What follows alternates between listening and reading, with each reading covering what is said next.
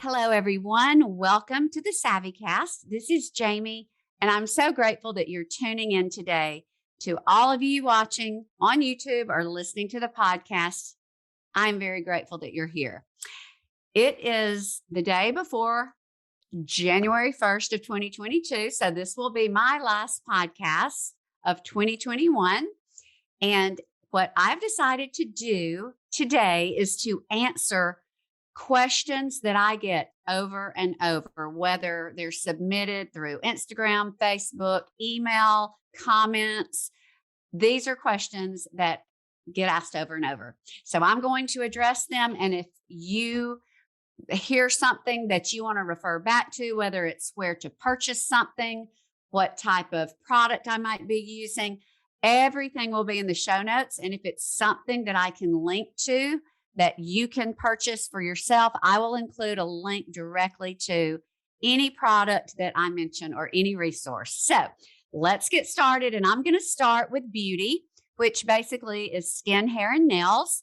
And probably the most common question that I get asked about beauty is, what color are my nails and what type of nails do I have? This is probably common because I do so much food photography and my hands are in the movies or the pictures. So I'm going to share that first. And what I have done for years, and I doubt I will ever change my nail product or routine, but I get S&S powder and I get Funny Bunny.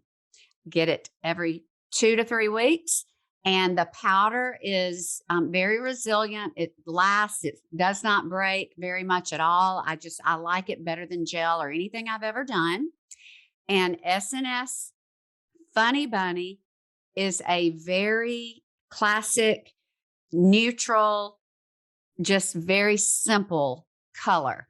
And it's very opaque. You can't really see through it. Just very classic. And as far as the filing, I get my nails filed straight, not rounded. So very simple. Do that every single time.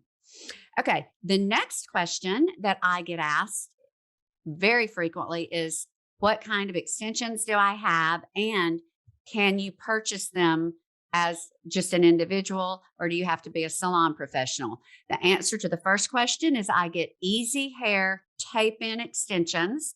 And you have to get those from a salon professional, and they do have to put those in. There is a process, and it's very time intensive and skill intensive. So it's not something you would ever really want to do yourself. And basically what tape-in extensions are, they're just little strips of tape that you piece together, and attached to the pieces of tape are strips of real hair that you have chosen to blend with your hair.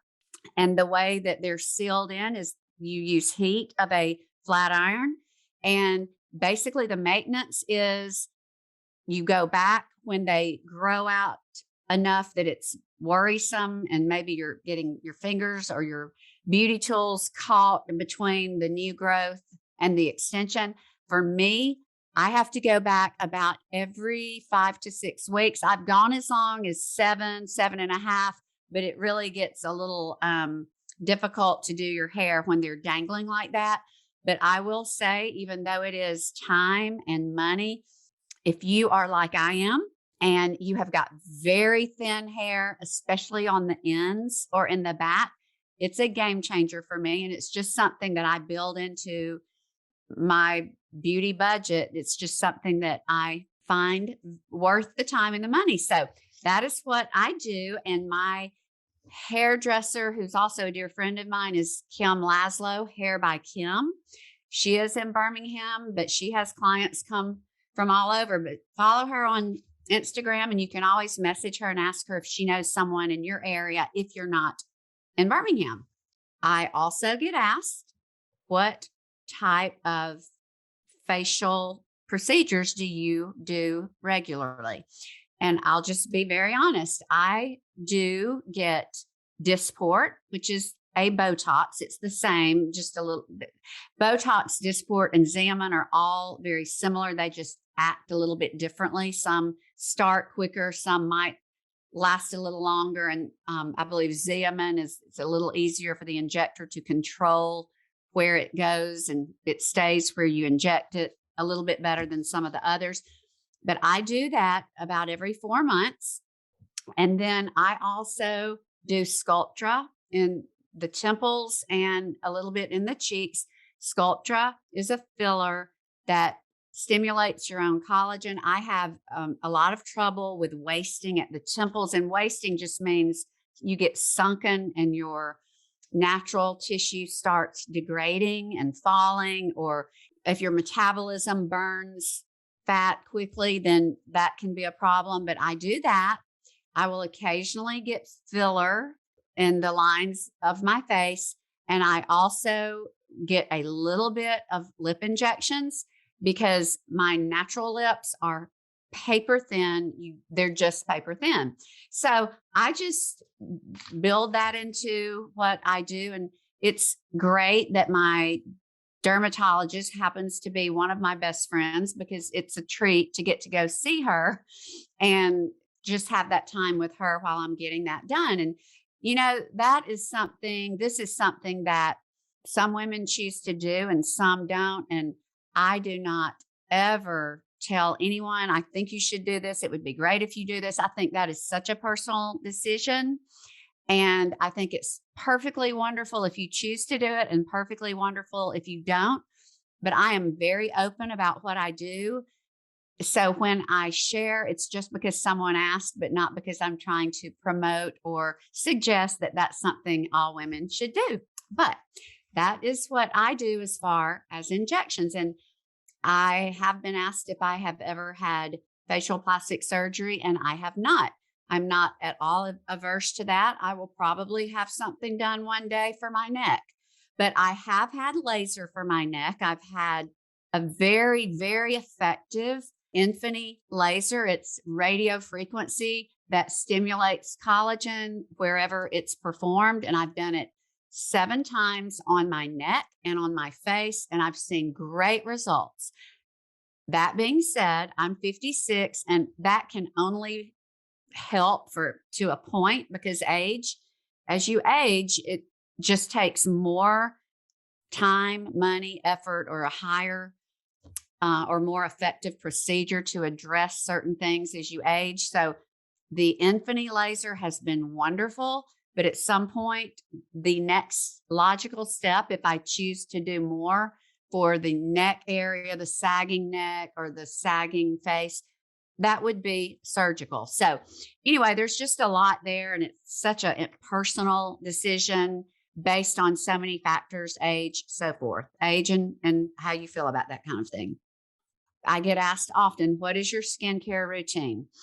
Basically, every single day, I use a good quality vitamin C. That is a given. I did also use retin-A every day. I maybe do that 3 or 4 times a week, but I think vitamin C, a good quality pharmaceutical grade, is crucial. And I wake up every morning and I use a Paula's Choice toner. It is a must-have for me. I wake up and I use the Paula's Choice toner because it gently takes off anything that may have not come off in the night before when I washed my face. I also use the Paula's Choice toner after I wash my face at night. It just gives my face a good, fresh, gentle wash. And after that, I let my face dry and I put the vitamin C, and I rub it in very vigorously, face and neck. I do microblading at home every 6 to 8 weeks, and I do that along with C. So vitamin C is super important to me. And the other thing that is equally as important, and this is important to everyone, is a good sunscreen. There is no physical way to have beautiful skin if you are burning your skin in the sun, or if you're exposing your skin to the sun. The sun is the skin's worst enemy. So everyone, male and female, needs to wear a good quality sunscreen. I wear Elta MD. It's fabulous. You can get, I'll link to it. You can get it many places, but there are many, many sunscreens that are effective that you can get at Target, Walgreens, Publix. The reason I like Elta MD is because it is for women who wear makeup. Elta MD has zinc oxide, but it's clear. So you don't have that the white of zinc oxide that would interfere with your makeup. It goes on clear, it dries clear, and it's just great under foundation, doesn't mess with the way foundation looks. Okay, I think that's all. Those are the most common beauty questions. I'm going to move now into diet and exercise. Get a lot of questions about that. And one question I get is, how do you eat like that and still stay fit? Eating like that, let me just describe. I do cook a lot of things that would not be considered the healthiest, but there are two sort of rules of thumb that I try to follow. Is I try to cook very healthy during the week, most days of the week, Monday through Thursday. I let up a little bit on the weekends or special occasions, but we do not eat like that all the time. I try to, most of the time, have a good salad, a green and a yellow veggie, and a protein, a healthy protein. I try to have that most days of the week. These other things that I'm sharing, that maybe cakes or holiday entrees or casseroles, those are things that are just for special occasions or parties or holidays. And another thing that I do tell people, I think one of the worst things that probably many of us grew up being told, and may have even told our children, I'm sure that I some point told one of or both of my or three of my children this, is clean your plate. Now, I'm not one for wasting food, but clean your plate. I do not agree with that. I say eat until you are no longer hungry and you know that you've had enough. And that's what I do. So if 2 bites is all that I feel like, that's all I eat, and I'll save the rest and we'll eat it as leftovers. So if you have the mindset of, I'm going to prepare this meal and we're just going to eat a few bites or until we're not hungry, and then we can enjoy it the next day for lunch or for a few days for lunch and dinner, then that's a better way to look at things than maybe thinking that something that's not healthy is going to be consumed at one sitting. So that is sort of how I cook. But I, again, do try to do healthy, especially as we get older, most days of the week. Okay, exercise. Up until about 5 weeks ago, I basically did reformer Pilates 3 to 4 days a week, and then I would walk the dog. That was pretty much the extent of my exercise. Well, about the last few months, I had a lot of pain on one side. I went to several doctors, even ended up at a surgeon's office, and was told that I have several bulging discs. And if you've never had those, you can treat them different ways. Physical therapy, you can get surgery. I opted physical therapy. But my son-in-law, who is my physical therapist, recommended that I join a CrossFit gym that is close to my home, and it's Iron Tribe 280. I joined that because my son-in-law knew, he knows, he's a CrossFit athlete along with my daughter, and he knows the people there and what kind of fitness I would be involved in. And he said, if you do that, you will be not needing to come see me for physical therapy unless there's an injury. And he was absolutely right. I started doing that. And I think I went back for my 4-week assessment last week. And I did 2 to 3 times a week of Iron Tribe Prime. Prime meaning it's a semi-private and there's no more than 4 people in your group. But even within the group, they are giving you your personal assessment, you follow your own regimen and you have supervision during the time that you're there. Whereas the prime, prime is what I signed up for. Power is larger groups. Everyone sort of does the same thing. And unless you really know what you're doing, there's more chance for injury. So prime, Iron Tribe 280 is what I do. And I will tell you the results. I thank my son-in-law every time I see him for recommending it. I have not had any pain that would drive me to need physical therapy. The things that I'm doing in physical therapy, I even said to one of my coaches, Peggy, I said, Peggy, I feel like I'm doing physical therapy because the things that I'm doing are what my son-in-law would do with me when I was there. But they're basically things that we do every day of our life and we need to be able to do as we get older to be independent. Squatting, going side to side, pushing weight, pulling weight, having balance. So it's really something that whatever your why, whether it's to lose weight, gain muscle, stay independent, feel great, it's something that I do for more than just one reason. And I have decided to do it 4 days a week to 5, and then continue with Reformer Pilates 2 to 3 days a week. So very pleased with it, highly recommend it. And the results from my first body assessment to after 4 weeks, they'll reassess. I had lost 2 pounds of fat, gained 2 pounds of muscle, and I can't remember what else, but I had great results. I feel better. It motivates me to eat better and to just practice healthier habits. So I just want to encourage those of you listening, find something that will help you feel better the rest of your life. Pilates does that. It has sort of a different result than something like functional fitness. If I had to choose, which I don't want to, and thankfully I don't have to, I would probably stick with the functional fitness, the CrossFit, because it is more like a physical therapy. And the Pilates is wonderful. But anyway, they're both great. And that's what I do. What type of dog is Tucker? Tucker is a golden doodle. He is an F1B, which is what my precious Cam was, meaning they're about 75% 75% standard poodle, 25% golden doodle.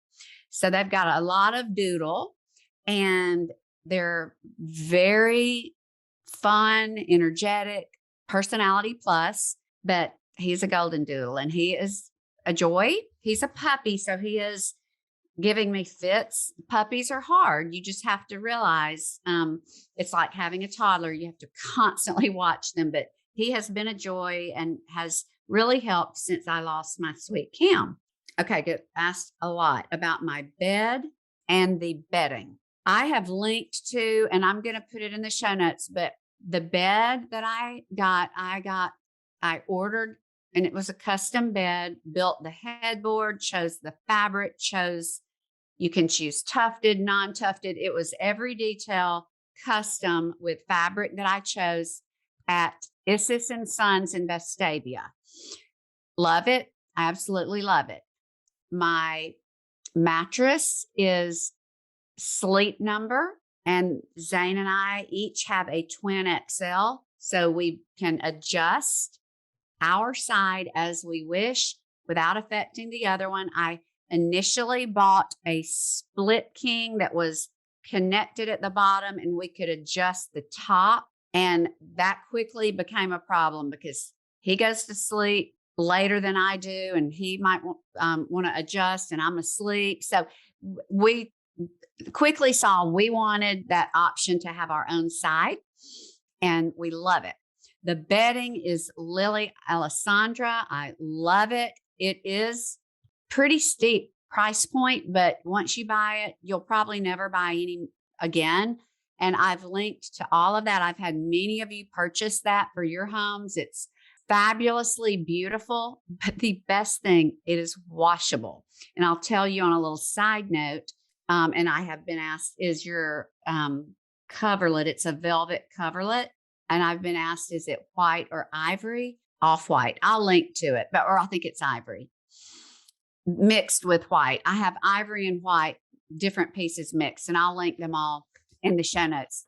But just to tell you how fabulous it is that it's washable is Tucker.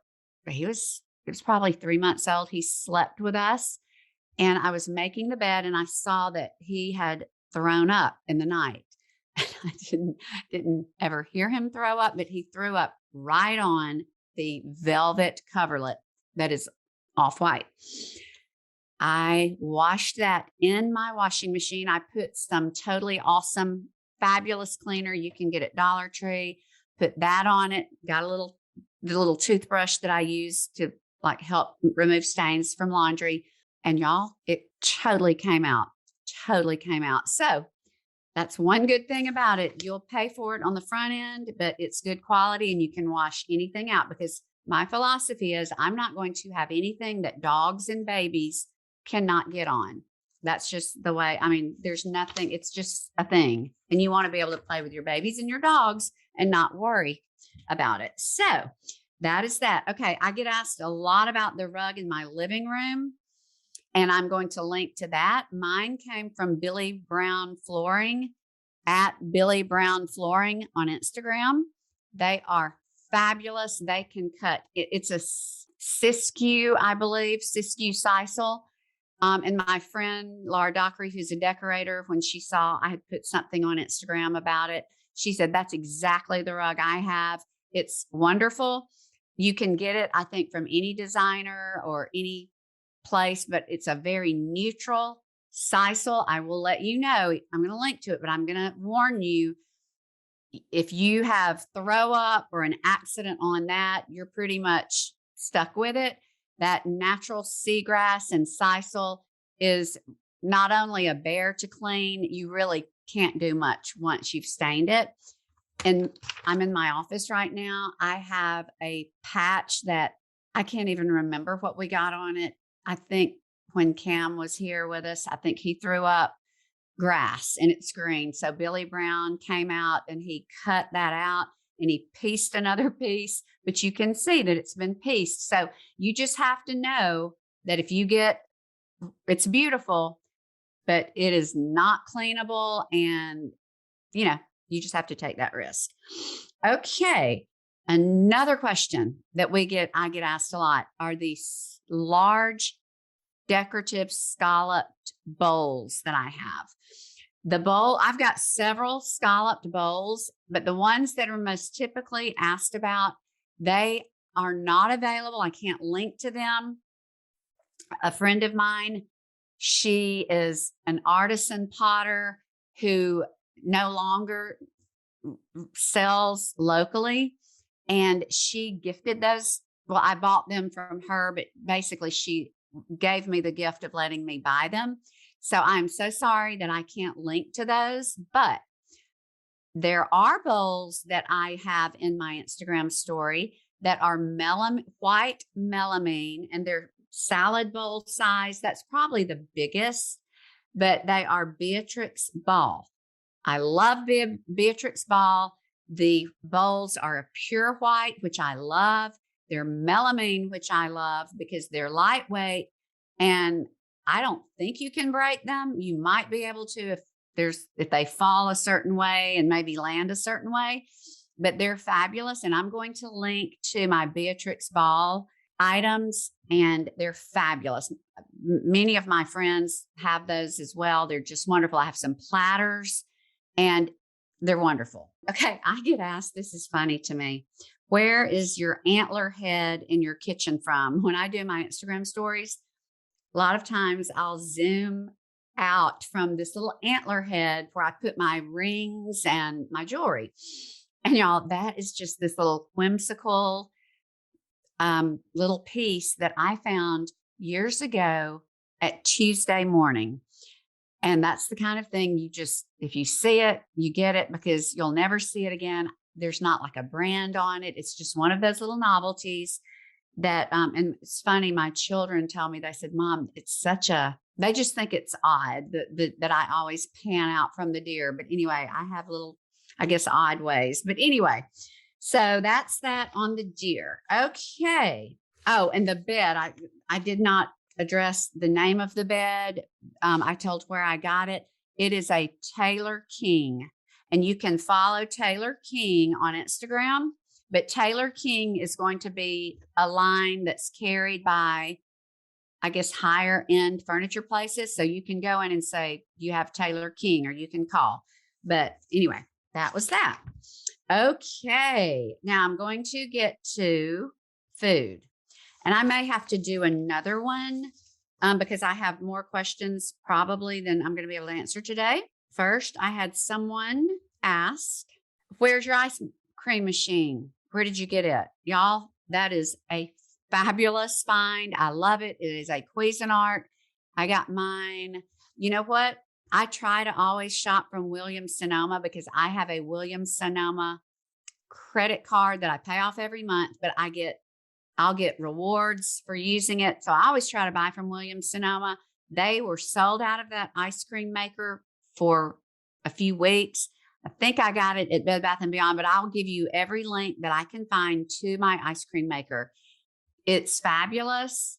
If you love ice cream, it's a must-have, and it's not terribly expensive. I believe it's right at $100, and it's worth every penny. I also highly recommend that you use the Williams-Sonoma vanilla ice cream starter. It tastes exactly like or better than Chick-fil-A ice cream. And if y'all have never had that, it's wonderful, but it tastes just like that. I've not like gone overboard loving the other flavors. I mean, they're fine, but the vanilla is my go-to. Love it. Okay. Where are your glass mugs, your clear glass mugs that you make Zane's matcha and your coffee? Do they get hot on the outside? Y'all, Williams-Sonoma is where I first got those glass mugs. They're called, I guess they're just double insulated, double wall, but they're basically made out of glass that has two walls, and like in between the wall, it's just like air, but it insulates it. It keeps your beverage hot. I have the taller ones for when I do maybe a tall iced coffee. It keeps it colder. Or in the morning to Pilates, I've got one that will fit in my cup holder that doesn't have a handle. It's just like an espresso cup. And then I've got the mugs. Williams-Sonoma has them. I'll link to them, but I've also found some at Home Goods. And if you find them at Home Goods, grab them because they're going to be less than the ones at Williams-Sonoma. And no, they do not get hot on the outside. And you can also put them in the microwave. They're fabulous. Love those mugs. What kind of mango chutney do you use? And y'all, I try to always use and recommend things that are easy for everyone to get without having to mail order. This is an exception. There is one kind of mango chutney that I use. I'm so sold on it. I will never buy anything else. I use, and you have to mail order it unless you live in Virginia, but it's Virginia Chutney. It's from Virginia. It's a family-owned business. Y'all, it is the best chutney. And when I order it, I order 4 or 5 at a time because I make zesty tuna salad and my curried chicken salad pretty regularly. And that is in both of those, but you could put that on many, many things. And on their Instagram, you can see ways to use that. They have other similar type products like chutneys and jams and just products like that, but it's fabulous. And chutney is basically, it's just a zesty, spicy, sort of like a zesty, spicy, tangy substance that's sort of like a cross between jelly and jam, but it's really good. And curried chicken salad and zesty tuna salad.